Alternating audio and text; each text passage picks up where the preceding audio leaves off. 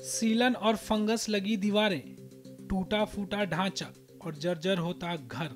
कुछ यही हालत है बाबरी मस्जिद विध्वंस में मुख्य आरोपी संतोष दुबे के घर की, जिसमें वे पिछले 30 सालों से अपने परिवार के साथ रह रहे हैं। संतोष दुबे का संकल्प था कि जब तक रामलला अपने महल में विराजमान नहीं होंगे तब तक वे अपना घर नहीं बनवाएंगे।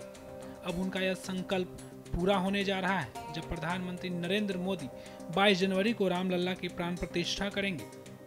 उन्होंने बताया कि मुझे 4 गोलियां लगी थी और मेरे साथी मेरी आंखों के सामने मारे गए थे और मुझे अफसोस है हम उन्हें बचा नहीं पाए। उन्होंने आगे बताया कि तत्कालीन मुलायम सरकार ने भी काफी आरोप लगाए थे और कई जेलों में रखा था। मुझे 4 गोलियां लगी थी 2 नवंबर को, और मेरे साथी भाई रमेश पांडे, राजेंद्र धरिकार, वासुदेव गुप्ता, ये सब मेरे ही आंखों के सामने मारे गए थे। अफसोस था कि हम लोग उनको बचा नहीं पाए, बचाने में ही खुद भी घायल हुए, इतनी गोलियां लगी।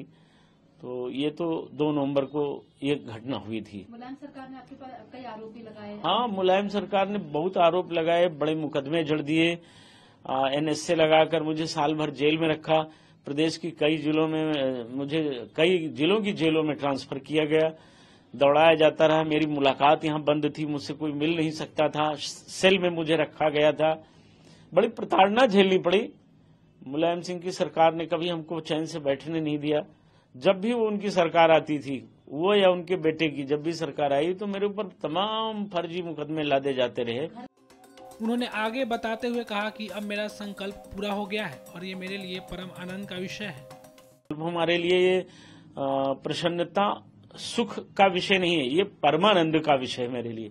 मेरे जीवन धन प्रभु राम का मंदिर बन रहा, वो प्रवेश कर रहे हैं, तो मेरे लिए तो ये सबसे मेरा जीवन सार्थक हुआ। इस संघर्ष में शामिल होना, लड़ना, गोली खाना, खून बहाना, जेल जाना, लाठी पाना, ये सब मैं मानता हूं कि प्रभु की कृपा थी, उनके काम आया। व्यक्तिगत लोग संघर्ष में जूझते हैं, मैंने तो राम के लिए, राम की कृपा से, माता जानकी और प्रभु राम की कृपा से ये सब काम किया। तो संकल्प लिया था आपने? मैंने संकल्प लिया था कि जब राम लला अपने घर में भव्य मंदिर में पधारेंगे तभी हम अपना घर बनवाएंगे नया, अन्यथा हम ऐसे जैसे चल रहा है चलता रहेगा।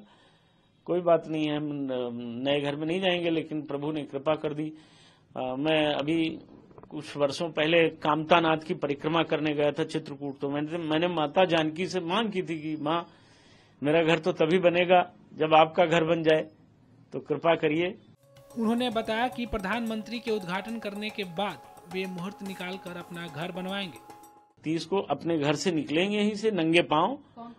अभी बहुत से लोग, सबको बुलाया जाएगा।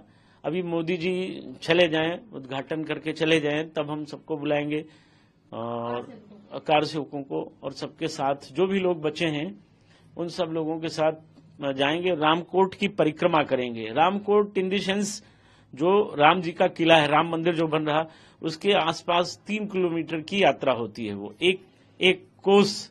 तो उसकी परिक्रमा करते हुए प्रभु के सामने जाएंगे, और अपना वो दर्शन नहीं बल्कि वो संकल्प पूर्ण हुआ है, तो प्रभु, तो उसके बाद हम 30 जनवरी को दर्शन के बाद फिर अपने घर का मुहूर्त निकलवाकर और घर बनवाना शुरू करेंगे। आपको बता दें, प्रधानमंत्री नरेंद्र मोदी कल यानी शनिवार को अयोध्या में अयोध्या धाम जंक्शन और नवनिर्मित एयरपोर्ट का लोकार्पण कर देश को समर्पित करेंगे।